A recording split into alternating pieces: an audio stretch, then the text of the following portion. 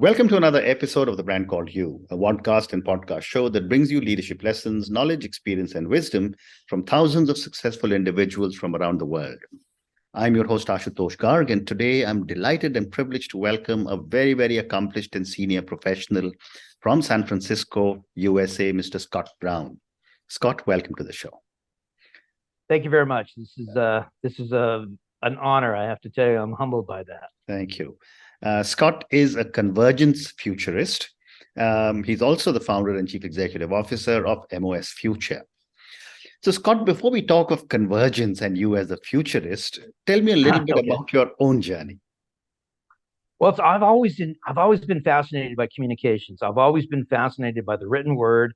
Back when I was a little kid, even I loved journalism and I loved the telling of the stories and I was just thrilled by communications and what happened with communications. And this is what I'm going to be talking about is the convergence of basically communications, what it means, what are the changes that are going to happen. And I've always been involved. I went to college. I was on the school newspaper, the Daily Titan at Cal State Fullerton. I've always been doing something with communications, and now I'm taking it to the next level. I don't have a crystal ball, but what I do is I use what I used in marketing, which is predictive analytics, to kind of see what's going to happen in the future and take all the elements and make it palatable for people to actually absorb this, because they're going to have to. It's coming. So I've been always involved with communications. In fact, my mom used to tell me, "Stop talking so much, Scott." So. Okay. So let's now move a little bit about your new avatar as a convergence futurist. For my viewers and listeners, tell me, what does a convergence futurist do? Well, by definition, convergence is, think about this. You take three rivers and you bring them into one mighty river. And what you do is you take the power of those rivers and bring them into something super powerful. If you think about the Web3, which is coming up, it's not here yet, but it is being talked about. And what is it? The mystery of that. And it's bringing those elements within Web3 together. NFT. What is NFT? Tokens, artificial intelligence. How about cognitive artificial intelligence? Thinking. Why do things happen? Why they happen? These things are actually coming to a head in communications. And I'm the guy who has been studying this since 2016, all elements of it. I wrote a book, all these aspects of artificial intelligence in digital marketing. So I did a lot of research and I figured this is great. And I actually been involved with a builder, a builder in Web3, and it's called metaverse, and it's metaverse, and it's a company called Rhino Exo Studios. A couple of my friends run that company, and I've been helping them connecting. I am with them, interesting enough, the chief executive metaverse connector. And I'm not only bringing people to the world as avatars and things like that, interesting enough, but I'm also going to be building out a communications complex to show what people can do, what businesses can do in the new internet, in the new frontier. Well said. And how do you see the convergence of different technology, which is, say, artificial intelligence, blockchain, Internet of Things, biotech, metaverse, so many things? How do you see them converging and changing the way we live and work in the future? Well, there needs to be somebody who actually does the convergence. You've got separate companies. You've got tokenization. You've got artificial intelligence companies separate. They're all moving in the same direction, but there's no one that's putting it together. There's no one that's actually looking at the converging it together, again, to make it palatable. What? Why? Corporations. Everybody wants to pretty much sell something in the future. And how do you do that? I mean, I guess you can go as an AI company, but if you went with another company as a Web3 on the platform of Web3 to actually take it into a metaverse and have NFT that is unregulated, that musicians could actually make money without having a record label. And it's just going to be experience. Everything's going to be all about experience.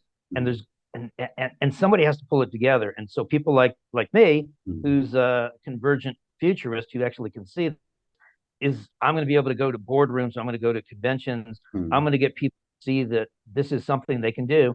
Just like back in the day when the internet came out, a lot of people said, I've got a brick and mortar business. I'm not going to go on the internet. What are you, crazy? Mhm. What is Mm. the internet? And Mm. then even Bill Gates, Bill Gates with Microsoft Yeah. actually said, he was quoted in Newsweek that it was a fad. Well, the internet's not a fad.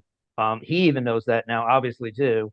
And so he's actually very big in the AI world right now with his company, which is close to $9 trillion in valuation. I Mm. mean, it's bigger than some countries. So Mm. interesting enough. So Well, that's what has to it's be the done. third largest country, not bigger than some countries at $9 trillion.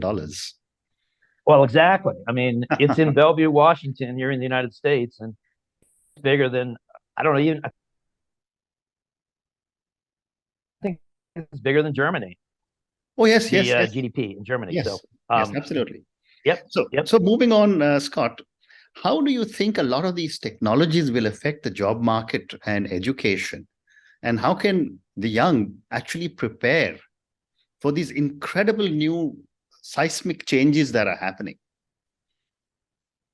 It's very interesting that you asked that question because I wrote a piece in LinkedIn. A friend of Mhm. mine, Mike Alton, actually posed that question in an email to me and Hmm. to others.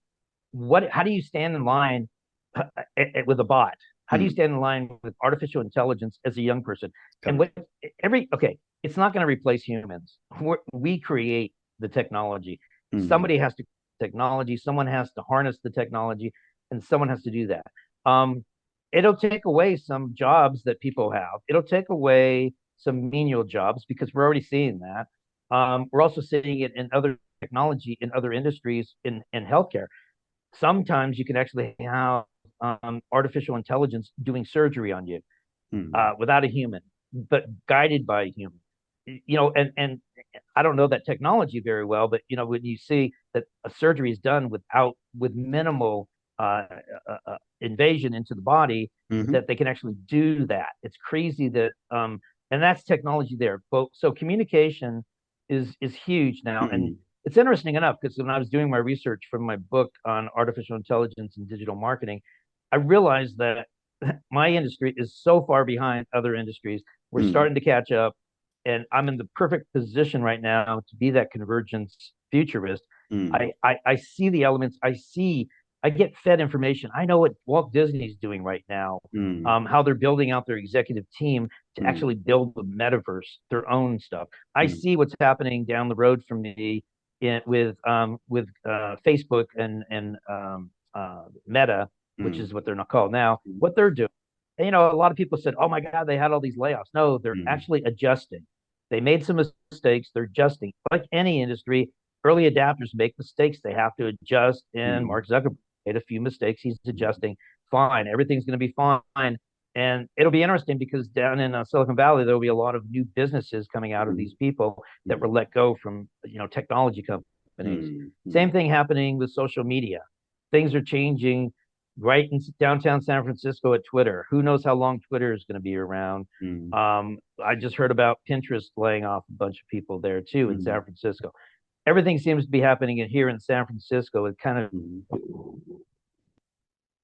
be the ecosystem of the futurist and all these things. So Hmm. I'm actually excited to be. I just was in San Francisco at my office this afternoon, and just the feeling that you have, it's like this place is for futurists, innovators, and visionaries. Hmm.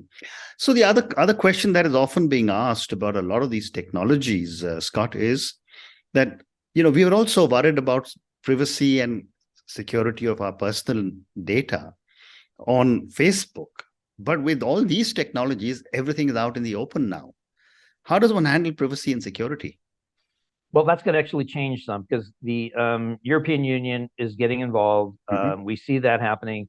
We see the United States of America Congress getting involved with Hmm. regulating cryptocurrency, um, just like they did with the banks. Everything's going to start getting regulated. But you know what? Governments are so slow that these industries have to self-regulate. So you have Hmm. crypto companies that are self-regulating, and they actually ask for IDs. Mm. I actually personally have 5 crypto wallets and accounts. Mm. There's some that I prefer. I try to stay away from Bitcoin, but I do some things in USDT and also in Polygon Mm. and Ethereum as Mm. far as NFTs go. So I Mm. get involved in all that. But to answer your question deeper on that is we already gave it up. When we actually signed up with Facebook, we Correct. told them basically lies. You know that everybody lies on their Facebook profile. They Okay. embellish what they do and who they are. Mm. It's pretty clear.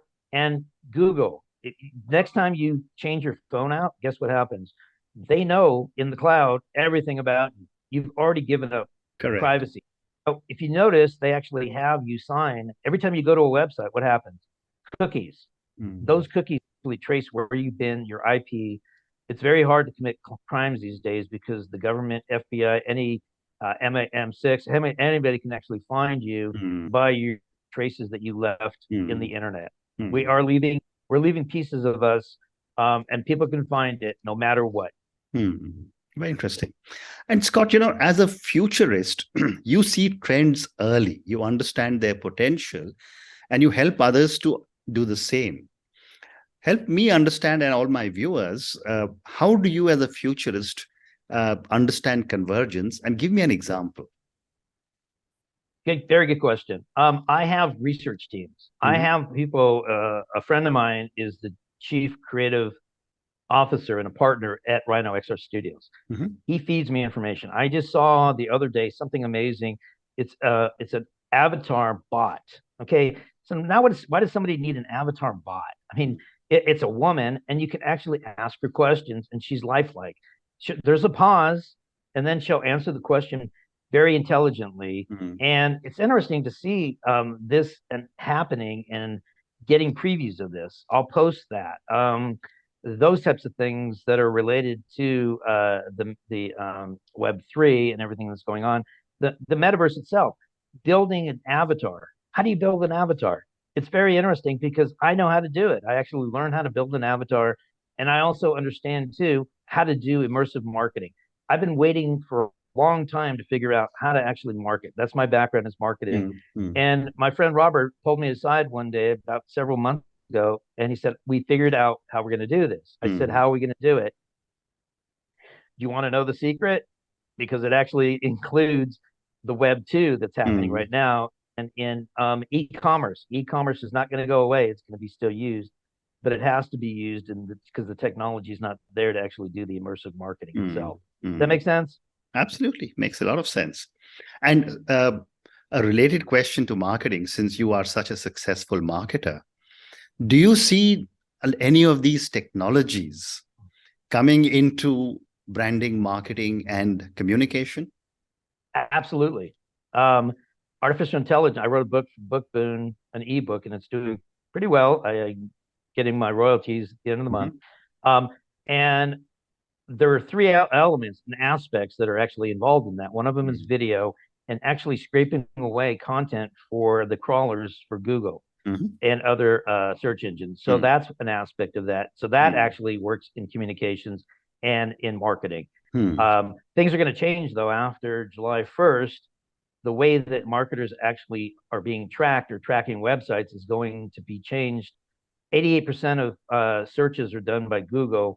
The next biggest is Bing at 7%. Mhm. So what's going to happen is the universal code that's embedded in websites now for tracking is going to be fading away and going away at some point. Mhm. You can actually run both, but they actually replaced it with G4, which is Google's way of capturing um, experience. Mhm. How do you capture experience? People are, Mhm. and that's what it's all about. It's unregulated environment, and how do you experience things? So before it was keywords in marketing and keyword phrases and content. It's still content, it's still keywords, but experience is so much more important now, and giving the viewer a great experience. And that's how Google's going to start ranking people, businesses Mhm. on the internet. Mhm. And a lot of it's going to be artificial intelligence built in. You probably see that now when you do a search. It says, "Did you mean this or Mhm. did you really mean that?" You Mhm. see that now. and it's actually artificial intelligence in digital marketing itself. Mm. And then other aspects too are text marketing. Mm-hmm. That's another technology. 98% of the people, when they get a text message and they hear that chime, they go to their phone. Not so much with email marketing and marketing. So a lot of changes happening, and technology is there, and marketing is just kind of pushing along for that. So interesting. Still do some work in marketing. I own a couple of marketing firms still, but I'm really focusing of late as the Convergence Futurist for sure. Correct. Absolutely. And I also want to get your perspective that based on all these new technologies that are coming into the world, what, in your opinion, will have the most significant impact on society in the next 10, 20 years? Wow. I think it's going to be communicating. Mm-hmm. Communicating. Okay. Companies for the business world, companies that communicate the best are the ones that win. Those that actually get their message out there the best way, the fastest way, the most efficient and the most effective way are going to win the battles. That's how it works. In our personal lives, those people in a relationship that actually communicate better with their spouse will have more success in their personal life. It all comes down to when I was a little kid and communications, and I still think, and studying mass communications and studying interpersonal communications, it comes down to really the humanistic. Okay, we've got futuristic things, we have technology, but really what it comes down to is I'm in San Francisco, you're in India, we're humans. I'm a human, you're a human, we're communicating right now, and that's amazing. And we're using technology to do that, and we're relating to each other. Your primary language is not English, and if we spoke a different language, then we'd have to find a way to actually communicate better. But we found a common ground. We found English to be the common ground, and here we are speaking and communicating. So I think it's always going to come down to communicating with other people. Well said. Great response. My next question to you, Scott, is that what ethical and societal challenges do you anticipate that may arise out of all these technologies, and how do we tackle them? These are very good questions, I have to tell you. You made me work all night, after you sent me the message. All right. I think it comes down to this. I think it really comes down to self-regulation until the government can actually regulate. Back in the day, in the United States of America, before they had FDIC for regulating and the way banking is done, we have, like, for instance, in cryptocurrency, they're self-regulating. They're anticipating some common regulations. The internet itself is governed by, in the United States, the Federal Communications, and they're getting involved. The FCC is getting involved. Other agencies are getting involved to try to regulate. Again, the government's slow to do things. They're always slow, and I think it'll catch up. And to be honest with you, I think it's good and bad. It's good for the governments to be regulating, but it's bad because we need our freedom. We're people that need a freedom of expression, and more the government regulates us, the more the government taxes us, the less we're going to have our freedoms to do what we want. I mean, I live in America, probably the freest country in the world. That's what we're based on, and we're based on the pursuit of happiness. Can you imagine that? We have a constitution that says be happy, right? And the government gives and the government takes, so there's got to be a balance, is pretty much what it has to be done. Wonderful. I have time for 3 more questions for you. Sure. My next question is that, and I've been asked this from, I've spoken to people from all over the world. While, countries like the US or the developed world or India, China, etc., have access to a lot of these technologies, do you think we are creating a world of haves and have-nots, or creating significant differentiation in countries because of these technologies? Yes, I have to tell you, yes. When I was growing up in the 1950s, well, I grew up in the 60s, but the 50s was the heyday of America after World War II. Correct. And everybody bought a house. There were people in the military. I grew up in Southern California, and they had all these homes dotting all over the place, military homes. But get a home, and middle class.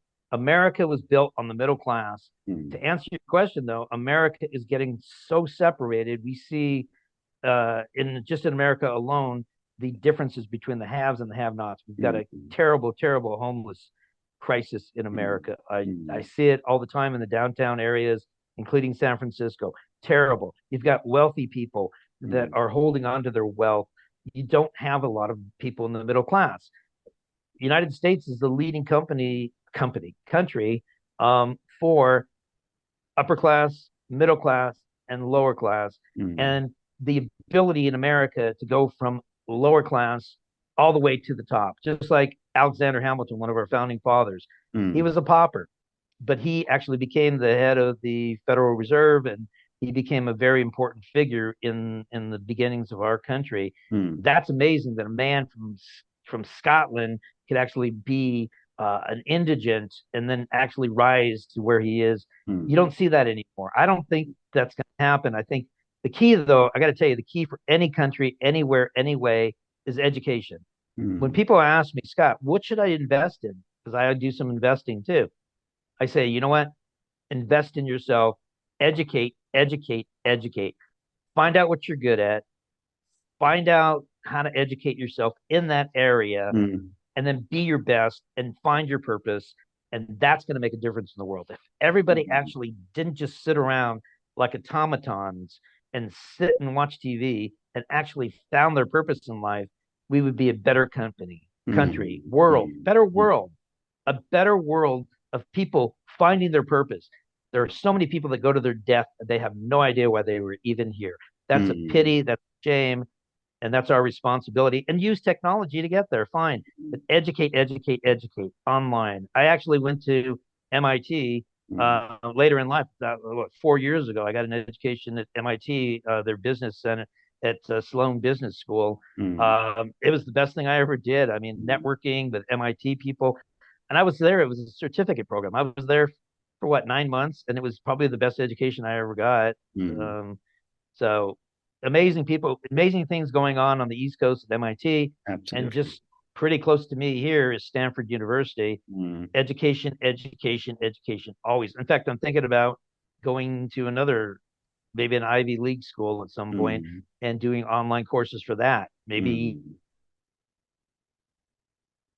even teach. I'm actually being considered. A friend of mine, she is the dean of the communications school where I graduated at Cal State Fullerton. She actually is thinking about getting me involved as a professional professor at Cal State Fullerton in Southern California to teach young people about what they can do with education. How do they get a job? How can they get a job with my company? Wonderful. And on that note, we've run out of time, so I would love to continue talking. But I was going to ask you for 3 lessons, but you've already given me those 3 lessons. And those 3 lessons are: invest in yourself, educate, and find your purpose. I think those are such 3 powerful lessons that you've given to all my viewers and listeners. Thank you, Scott, for talking to me about your own journey. Thank you for talking to me at such length. And to me, this has been an absolutely amazing learning session. So I'm sure you'll be a fantastic teacher or a professor when you do start to do that. But thank you for talking to me about technology. Thank you for talking to me about convergence and about futurists. Thank you again, and good luck. Absolutely. All right. Thank you very much. Have a nice day. Thank you. Thank you for listening to the Brand Called You videocast and podcast, a platform that brings you knowledge, experience, and wisdom of hundreds of successful individuals from around the world. Do visit our website www.tbcy.in to watch and listen to the stories of many more individuals. You can also follow us on YouTube, Facebook, Instagram, and Twitter. Just search for The Brand Called You.